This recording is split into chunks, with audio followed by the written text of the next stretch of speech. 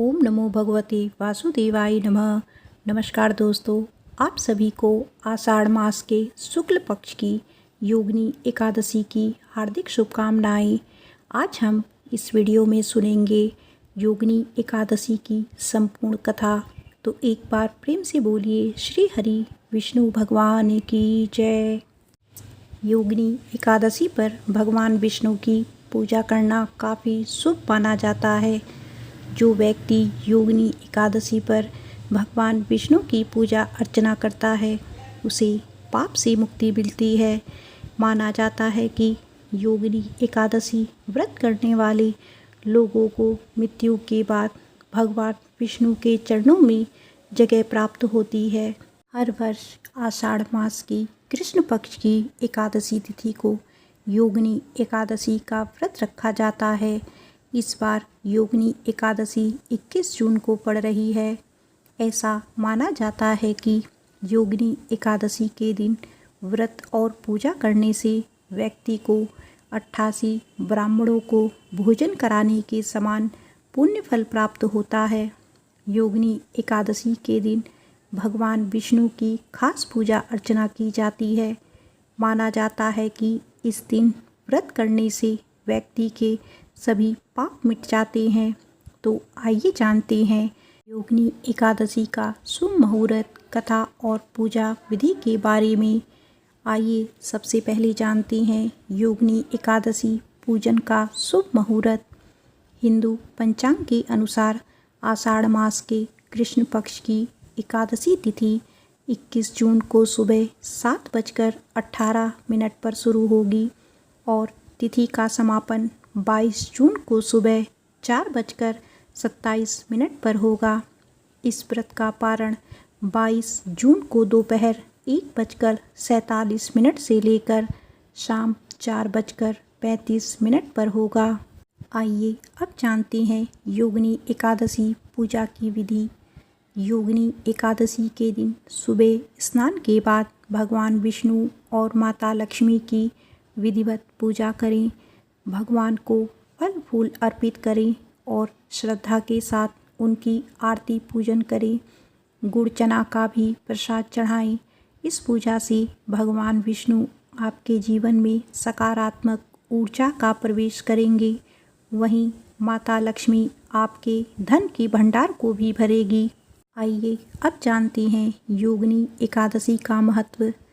जो भक्त योगिनी एकादशी का व्रत रखते हैं उनके समस्त पाप मिट जाते हैं। योगिनी एकादशी का व्रत करने से व्यक्ति को मृत्यु के बाद नरक के कष्टों से मुक्ति मिलती है।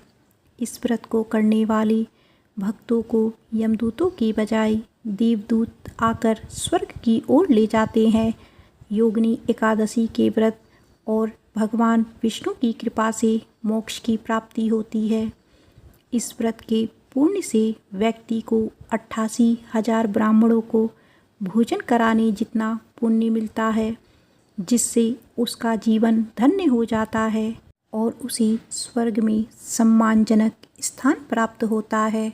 आइए अब सुनते हैं योगिनी एकादशी व्रत की कथा। युधिष्ठिर ने पूछा, वासुदेव, आषाढ़ मास के कृष्ण पक्ष की जो एकादशी है उसका क्या नाम है? कृपया उसका वर्णन कीजिए। भगवान श्री कृष्ण बोले, नृपश्रेष्ठ, आषाढ़ कृष्ण पक्ष की एकादशी का नाम योगिनी है। यह बड़े बड़े पापों का नाश करने वाली है। संसार सागर में डूबे हुए प्राणियों के लिए यह सनातन नौका के समान है। तीनों लोकों में यह सारभूत व्रत है। अलकापुरी में राजाधिराज कुबेर रहते हैं। वे सदा भगवान शिव की भक्ति में तत्पर रहने वाले हैं।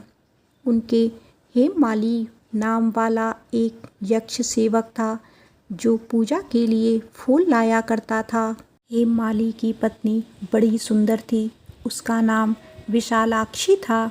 वह यक्ष कामपाश में आबद्ध होकर सदा अपनी पत्नी में आसक्त रहता था। एक दिन की बात है, हेममाली मानसरोवर से फूल लाकर अपने घर में ही ठहर गया और पत्नी के प्रेम का रसास्वादन करने लगा, अतः कुबेर के भवन में ना जा सका। इधर कुबेर मंदिर में बैठकर शिवजी का पूजन कर रहे थे।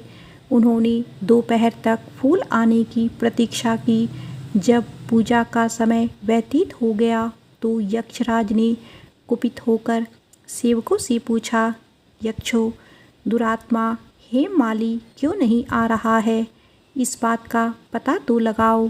यक्ष ने कहा, राजन, वह तो पत्नी की कामना में आसक्त हो अपनी इच्छा के अनुसार घर में ही रमण कर रहा है। कुबेर ने तुरंत ही अपने सेवकों को भेजकर उस हेममाली को अपने समक्ष बुलवाया। हेममाली भय से आकुल होकर तुरंत ही कुबेर महाराज के सामने उपस्थित हो गया। उसे देखकर कुबेर की आंखें क्रोध से लाल हो गई। वे बोले, ओ पापी, ओ दुष्ट, ओ दुराचारी, तूने भगवान की अवहेलना की है, अतः क्रोध से युक्त और अपनी उस प्रियतमा से वियुक्त होकर इस स्थान से भ्रष्ट होकर अन्यत्र चला जा। कुबेर के ऐसा कहने पर वह उस स्थान से नीचे गिर गया। उस समय उसके हृदय में महान दुख हो रहा था। कोड़ों से सारा शरीर पीड़ित था, परंतु शिव पूजा के प्रभाव से उसकी स्मरण शक्ति लुप्त नहीं होती थी। पातक से दबा होने पर भी वह अपने पूर्व कर्म को याद रखता था। तदंतर इधर उधर घूमता हुआ वह पर्वतों में श्रेष्ठ मेरु गिरी के शिखर पर गया। वहाँ उसे तपस्या के पुंज मुनिवर मार्कंडेय जी का दर्शन हुआ। पाप कर्मा यक्ष ने दूर से ही मुनि के चरणों में प्रणाम किया। मुनिवर मार्कंडेय ने उसे भय से कांपते देख परोपकार की इच्छा से निकट बुलाकर कहा, तुझे कूड़ के रोग ने कैसे दबा लिया? तू क्यों इतना अधिक निंदनीय जान पड़ता है? यक्ष बोला, मैं महाराज कुबेर का अनुचर हूँ। प्रतिदिन भगवान शिव जी की पूजा के लिए मानसरोवर से कमल पुष्प लाकर कुबेर के भवन में पहुँचाना मेरा कर्म था, लेकिन एक दिन पत्नी के साथ रमण करते हुए मुझे समय का ज्ञान ना रहा और पुष्प ले जाने में विलंब हो गया। इससे कुबेर महाराज ने क्रोधित होकर श्राप दे दिया और मैं कोढ़ से पीड़ित पत्नी के वियोग से दुखी होकर दर दर भटक रहा हूँ। आज किसी पुण्य कर्म से मैं आज आपके समक्ष उपस्थित हुआ हूँ। ऋषियों का स्वभाव दयालु और परोपकार वाला होता है। सो हे महात्मन, आप ही मुझे अभागी को कर्तव्य का बोध कराते हुए पाप से मुक्ति का कोई उपाय बताइए। मार्कंडेय जी ने कहा, तुमने यह सच्ची बात कही है, असत्य भाषण नहीं किया है, इसीलिए मैं तुम्हें कल्याणप्रद व्रत का उपदेश करता हूँ। तुम आषाढ़ के कृष्ण पक्ष की योगिनी एकादशी का व्रत करो। इस व्रत के पुण्य से तुम्हारी कोढ़ निश्चय ही दूर हो जाएगी। भगवान श्री कृष्ण कहते हैं, ऋषि के ऐसे वचन सुनकर हेममाली दंड की भांति मुनि के चरणों में पड़ गया। मुनि ने उसे उठाया, इससे उसको बड़ा हर्ष हुआ। मार्कंडेय जी के उपदेश से उसने योगिनी एकादशी का व्रत किया, जिससे उसके शरीर की कोढ़ दूर हो गई। मुनि के कथन अनुसार उस उत्तम व्रत का अनुष्ठान करने पर वह हेममाली पूर्ण सुखी हो गया। नृपश्रेष्ठ, यह योगिनी का व्रत ऐसा ही बताया गया है।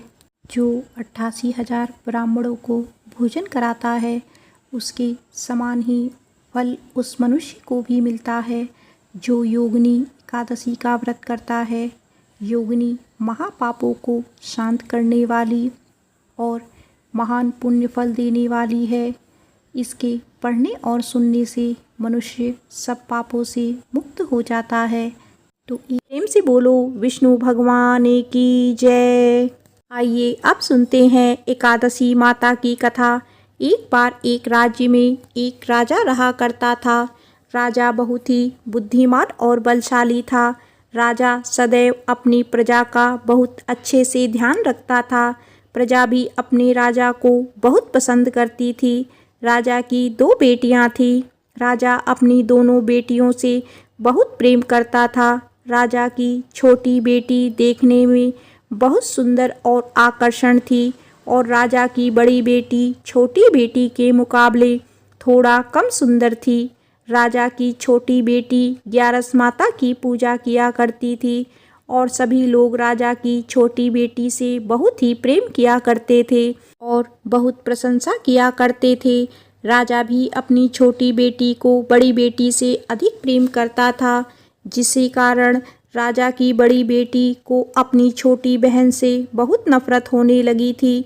राजा की दोनों बेटियां जब बड़ी हो गई तब एक पड़ोस राज्य में रहने वाला राजकुमार राजा की बड़ी बेटी के लिए रिश्ता लेकर आया, लेकिन जैसे ही उस राजकुमार की नज़र राजा की छोटी बेटी पर पड़ी तो वह राजकुमार राजा की छोटी बेटी पर आकर्षण हो गया और उसे पहली ही नज़र में प्रेम कर बैठा।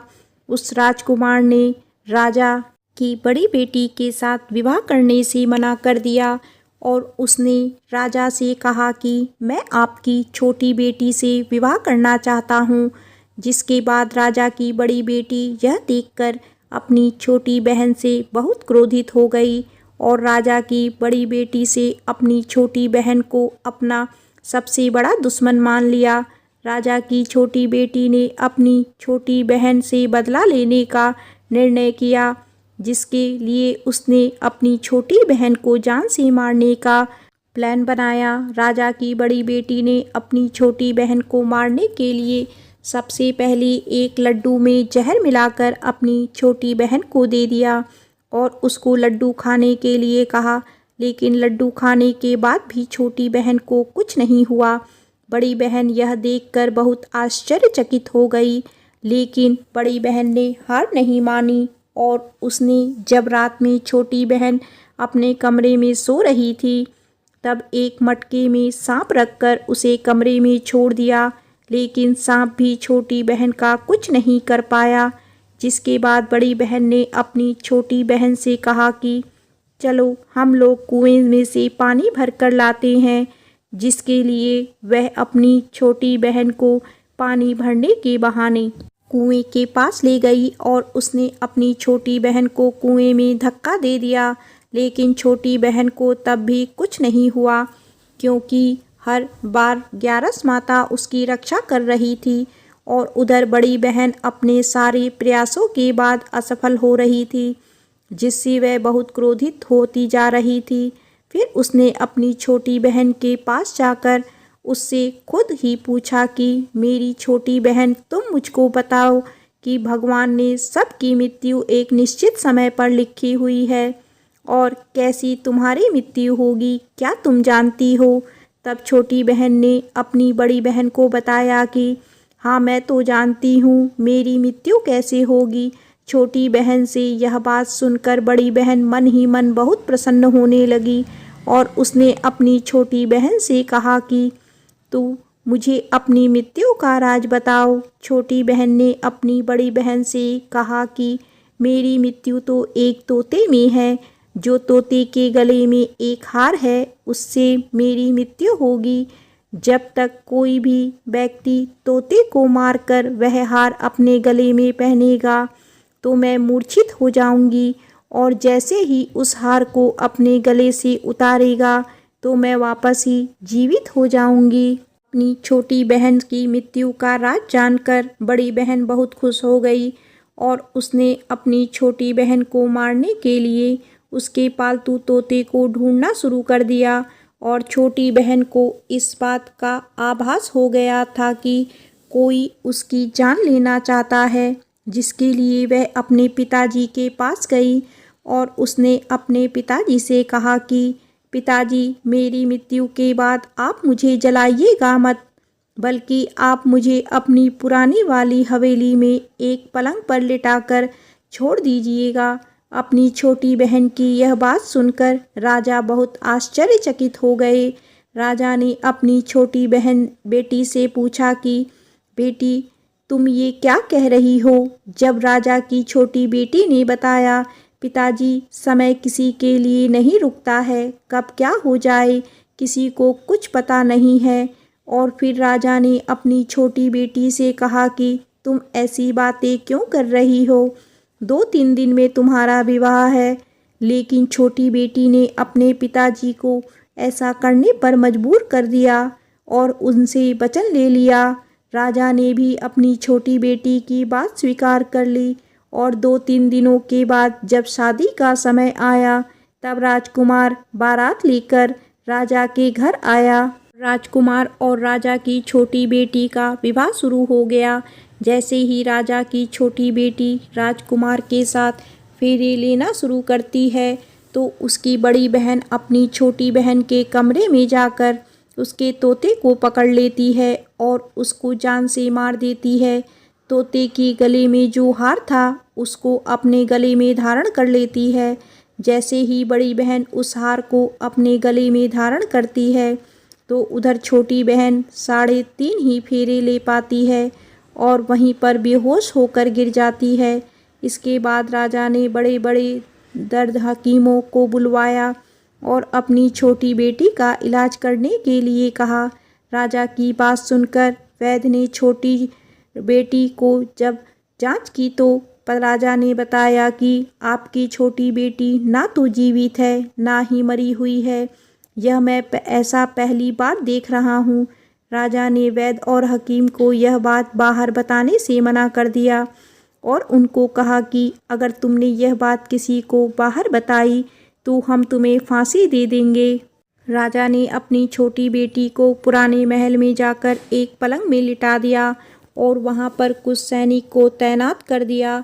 वापस अपने महल आ गया। राजा की बड़ी बेटी अपने पिताजी के पास आई और कहने लगी कि पिताजी, अगर यह शादी संपन्न नहीं हुई तो आपकी इज्जत का क्या होगा? आप कहें तो मैं आपकी इज्जत बचाने के लिए राजकुमार से शादी करने के लिए तैयार हूँ। जिसके बाद राजा ने अपनी बड़ी बेटी की बात मान ली और राजा ने बड़ी बेटी को छोटी बेटी के कपड़े पहनाकर मंडप पर भेज दिया। लेकिन राजकुमार यह जान गया कि यह राजा की छोटी बेटी नहीं, बल्कि यह राजा की बड़ी बेटी है। लेकिन जब राजकुमार ने शादी करने से मना किया, तो सभी लोगों ने राजकुमार को विवश करके राजा की बड़ी बेटी से बचे हुए फेरों को संपन्न करा दिया और विवाह करवा दिया।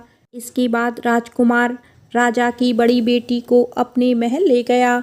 राजकुमार राजा की बड़ी बेटी से ना तो बात करता था, न ही उसको पसंद करता था और ना ही उसके आसपास भटकता था। और राजकुमार ने यह फैसला लिया था कि वह अपनी प्रेमिका को ढूंढकर ही रहेगा, यह जान कर रहेगा कि उसके साथ क्या हुआ है। एक दिन राजकुमार अपने घोड़े पर सवार होकर राजा के पुराने महल के पास पहुंच गया, जहां पर उसने कुछ सैनिकों को देखा। महल के पास पहुंचकर राजकुमार ने जब महल को ध्यान से देखा, तो वह समझ गया कि यह तो हमारी ससुर जी का महल है। तब राजकुमार ने सैनिकों से पूछा, तुम यहाँ क्या कर रहे हो और इस महल के अंदर उस पलंग पर कौन लेटा है? जिसके बाद सैनिकों ने बताया कि यहाँ पर राजा की छोटी बेटी लेटी है। यह सुनकर राजकुमार बहुत प्रसन्न हो गया और वह तुरंत अपनी प्रेमिका के पास पहुँच गया और उसकी सेवा करने लगा। जैसे ही रात हुई, तो राजा की छोटी बेटी उठकर खड़ी हो गई। राजकुमार यह देखकर बहुत खुश हो गया और उसने अपनी प्रेमिका से पूछा कि तुम यहाँ क्या कर रही हो? तुम मेरे साथ मेरे घर चलो।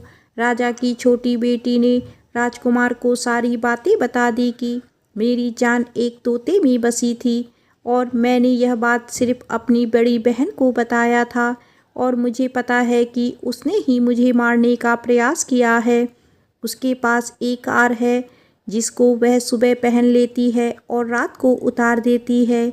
जब तक वह हार उसको गले में रहेगा, तब तक मैं मूर्छित रहूँगी और जैसे ही वह हार उतार देगी तो मैं जीवित हो जाऊँगी। और जब तक मेरी बड़ी बहन के पास वह हार है, तब तक मैं ऐसे ही जीवित और मूर्छित होती रहूँगी। अगर मेरी बड़ी बहन के पास जो हार वह मेरे हाथ में लग जाए तो मैं हमेशा के लिए जीवित हो जाऊंगी। राजकुमार यह बात सुनकर राजा की छोटी बेटी के साथ रहने का निर्णय ले लिया और उसने अपने बचे हुए सारे फेरे उस पलंग पर लेटी राजकुमारी की छोटी बेटी के साथ ले लिए और अपना विवाह पूर्ण कर लिया और वहीं पर रहने लगा। देखते ही देखते कुछ समय में राजा की छोटी बेटी और राजकुमार की पत्नी पेट से हो गई। एक दिन राजकुमार को किसी काम से बाहर जाना पड़ा। छोटी बहन के पेट में बहुत तेज से दर्द होने लगा। इसके बाद उसने ग्यारस माता का आवाहन किया, जिसके बाद वहां पर ग्यारस माता प्रकट हुई और उन्होंने अपनी भक्तों के दर्द को दूर किया और एक पुत्र की प्राप्ति करवाई। और वहीं पर अचानक से राजकुमार भी आ गया। राजकुमार ने ग्यारस माता को देखा तो वह भी आश्चर्यचकित हो गया और उसने तुरंत माता को प्रणाम किया और ग्यारस माता ने राजकुमार से कहा कि जब तुम्हारा पुत्र 5 वर्ष का हो जाए तो तुम अपनी पत्नी का हार लाकर उसके गले में डाल देना। और देखते ही देखते राजकुमार और राजा की छोटी बेटी का पुत्र 5 वर्ष का हो गया। राजकुमार अपने बेटे से कहता है कि बेटा, मैं कुछ काम से बाहर जा रहा हूँ, तुम अपनी माता का ध्यान रखना। और वो वहाँ से चला जाता है। राजा को बाहर निकलता देख बड़ी रानी के सैनिक देख लेते हैं और बड़ी बहन को जाकर सारी बातें बता देते हैं। जिसके बाद बड़ी बहन अपनी छोटी बहन के पुत्र को वहाँ से उठा लेती है और उसको मरवा देती है। छोटी बेटी के पुत्र के 2 टुकड़े करवा देती है। पहला टुकड़ा चक्की के पास छुपा देती है और दूसरा टुकड़ा अपने पलंग के नीचे रख देती है। अब ग्यारस माता भिखारी का रूप लेकर आती है। एक भिखारी का रूप रखकर बड़ी बहन के पास चली जाती हैं, जिसके बाद वहाँ पर भिक्षा मांगने लगती हैं। बड़ी बहन अपने नौकरों से कहती है कि जाकर भिक्षा दे दो, लेकिन जैसे ही नौकर ग्यारस माता को भिक्षा देने के लिए आते हैं तो माता उन्हें मना कर देती है और कहती है कि मैं तुम्हारी महारानी से ही भिक्षा लूँगी। जिसके बाद बड़ी बहन स्वयं ही भिक्षा देने के लिए माता के पास आती है। तब माता एक बिल्ली का रूप लेकर उसके कमरे में चली जाती है और वहाँ पर छोटी बेटी के पुत्र के कोई 2 टुकड़े को आपस में जोड़ देती है और उसे जीवित कर देती है। उसे वहाँ से ले जाती है। राजकुमार अपने बेटे को लेकर अपनी पत्नी के पास जाता है और उससे कहता है कि तुम इसका ध्यान रखना। अगर तुम इस बच्चे का अच्छे से ध्यान रखोगी तो मैं तुमसे बात करूँगा। एक दिन राजकुमार अपने बच्चे से कहता है कि तुम अपनी माँ से उनके गले का हार मांग लेना। जिसके बाद राजकुमार का लड़का अपनी माँ के पास जाता है और कहता है कि माँ, मुझे तुम्हारा हार चाहिए जो तुमने गले में पहन रखा है। यह सुनकर पहले तो बड़ी बहन बहुत क्रोधित होती है, पर उसको यह याद आता है कि राजकुमार ने कहा था कि अगर मैं इस बच्चे का ध्यान अच्छे से रखूँगी तो वह मुझसे बात करेंगे, जिसके कारण वह हार उस बच्चे को दे देती है। और तभी राजकुमार अपने बेटे को लेकर वहाँ से जाने लगता है और अपनी पत्नी से कहता है कि तुम हमारे लिए खाना बना कर रखना, मैं शाम को आकर तुम्हारे साथ खाना खाऊंगा। वह अपने बेटे को वहाँ से लेकर चला जाता है।